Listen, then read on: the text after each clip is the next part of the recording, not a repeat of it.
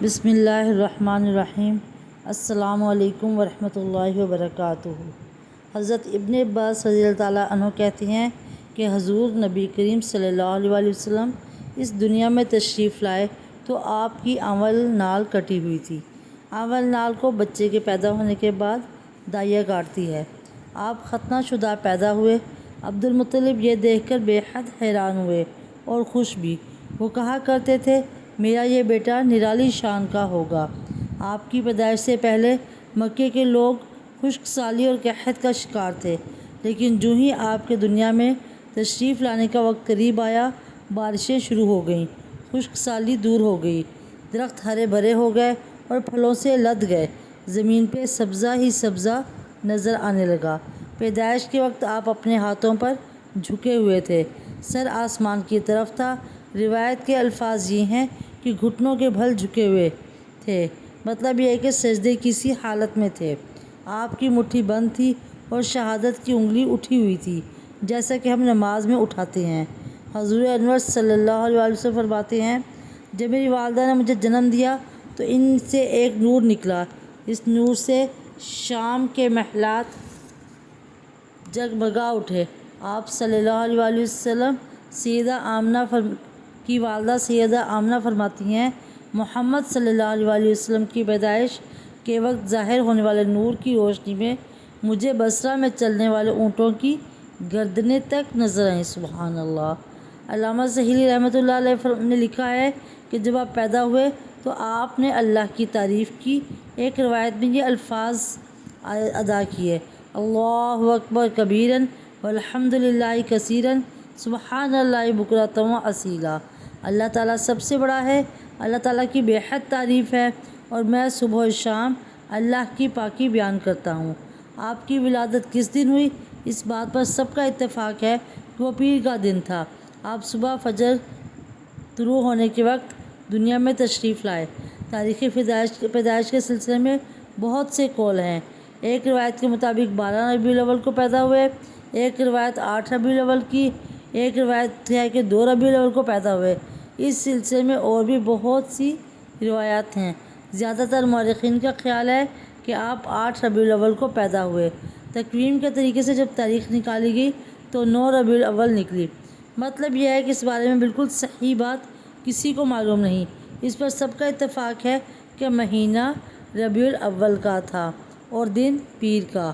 یہ بھی کہا جاتا ہے کہ آپ کو پیر کے دن ہی نبوت ملی۔ پیر کے روز ہی آپ نے مدینہ منورہ کی طرف ہجرت فرمائی اور پیر کے روز ہی آپ کی وفات ہوئی۔ آپ عام الفیل میں پیدا ہوئے، یعنی ہاتھیوں والے سال میں۔ اس سال کو ہاتھیوں والا سال اس لیے کہا جاتا ہے کہ ابراہ نے ہاتھیوں کے ساتھ مکہ مکرمہ پر چڑھائی کی تھی۔ آپ کی پیدائش اس واقعے کے کچھ ہی دن بعد ہوئی تھی۔ واقعہ کچھ اس طرح ہے کہ ابراہ یمن کا عیسائی حاکم تھا۔ حج کے دنوں میں اس نے دیکھا کہ لوگ بیت اللہ کا حج کرنے جاتے ہیں۔ اس نے اپنے لوگوں سے پوچھا کہ یہ لوگ کہاں جاتے ہیں؟ اسے جواب ملا بیت اللہ کا حج کرنے کے لیے مکے جاتے ہیں۔ اس نے پوچھا بیت اللہ کس چیز کا بنا ہوا ہے؟ اسے بتایا گیا پتھروں کا بنا ہوا ہے۔ اس نے پوچھا اس کا لباس کیا ہے؟ بتایا گیا ہمارے ہاں سے جو دھاری دار کپڑا جاتا ہے اس کی پوشاک تیار کی جاتی ہے۔ اور ابراہ عیسائی تھا۔ ساری بات سن کر اس نے کہا مسیح کی قسم میں تم لوگوں کے لیے اس سے اچھا گھر تعمیر کروں گا۔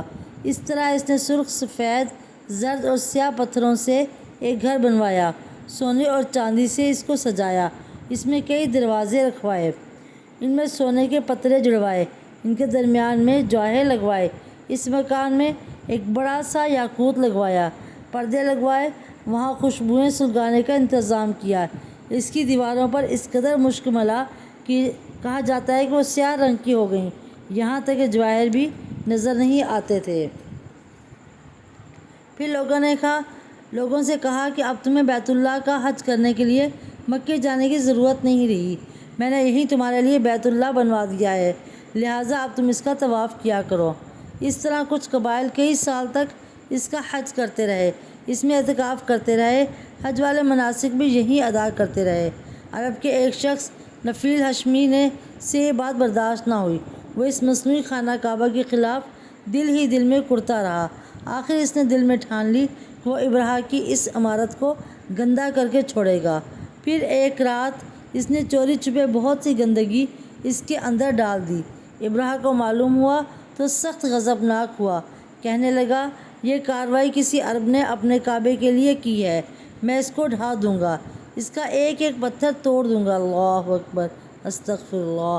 اس نے شاہ حبشہ کو یہ تفصیلات لکھ دیں، اس سے درخواست کی کہ وہ اپنا ہاتھی بھیج دے۔ اس ہاتھی کا نام محمود تھا۔ یہ اس قدر بڑا تھا کہ اتنا بڑا ہاتھی روئے زمین پر دیکھنے میں نہیں آیا تھا۔ جب ہاتھی اس کے پاس پہنچ گیا تو وہ اپنی فوج لے کر نکلا اور مکہ کا رخ کیا۔ یہ لشکر جب مکے کے قریب و جوار میں پہنچا تو ابراہ نے فوجوں کو حکم دیا کہ ان لوگوں کے جانور لوٹ لیے جائیں۔ اس کے حکم پر فوجیوں نے جانور پکڑ لیے، ان میں عبد المطلب کے اونٹ بھی تھے۔ نفیل بھی ابراہ کے ساتھ اس کے لشکر میں موجود تھا اور یہ عبد المطلب کا دوست تھا۔ عبد المطلب اس سے ملے، اونٹوں کے سلسلے میں بات کی۔ نفیل نے ابراہ سے کہا قریش کا سردار عبد المطلب ملنا چاہتا ہے، یہ شخص تمام عرب کا سردار ہے، شرف اور بزرگی سے حاصل ہے، لوگوں میں اس کا بہت اثر ہے، لوگوں کو اچھے اچھے گھوڑے دیتا ہے، انہیں عطیات دیتا ہے، کھانا کھلاتا ہے۔ یہ گویا عبد المطلب کا تعارف تھا۔ ابراہ نے انہیں ملاقات کے لیے بلا لیا۔ ابراہ نے ان سے پوچھا بتائیے آپ کیا چاہتے ہیں؟ انہوں نے جواب دیا میں چاہتا ہوں میرے اونٹ مجھے واپس مل جائیں۔ ان کی بات سن کر ابراہ بہت حیران ہوا۔ اس نے کہا مجھے تو بتایا گیا تھا کہ آپ عرب کے سردار ہیں، بہت عزت اور بزرگی کے مالک ہیں، لیکن لگتا ہے کہ مجھ سے غلط بیانی کی گئی ہے، کیونکہ میرا خیال تھا آپ مجھ سے بیت اللہ کے بارے میں بات کریں گے، جس کو میں گرانے آیا ہوں اور جس کے ساتھ آپ سب کی عزت وابستہ ہے، لیکن آپ نے تو اس کی سرے سے بات ہی نہیں کی اور اپنے اونٹوں کا رونا لے کر بیٹھ گئے، یہ کیا بات ہوئی؟ اس کی بات سن کر عبد المطلب بولے آپ مجھے میرے اونٹ واپس دے دیں، بیت اللہ کے ساتھ جو چاہیں کریں، اس لیے کہ اس گھر کا ایک پروردگار ہے، وہ خود ہی اس کی حفاظت کرے گا، مجھے اس کے لیے فکر مند ہونے کی ضرورت نہیں۔ ان کی بات سن کر ابراہ نے حکم دیا ان کے اونٹ واپس دے دیے جائیں۔ جب انہیں ان کے اونٹ واپس مل گئے تو انہوں نے ان کے سموں پر چمڑے چڑھا دیے، ان پر نشان لگا دیے، انہیں قربانی کے لیے وقف کر کے حرم میں چھوڑ دیا تاکہ پھر کوئی انہیں پکڑ لے تو حرم کا پروردگار اس پر غضبناک ہو۔ پھر عبد المطلب ہیرا پہاڑ پر چڑھ گئے، ان کے ساتھ ان کے کچھ دوست تھے، انہوں نے اللہ سے درخواست کی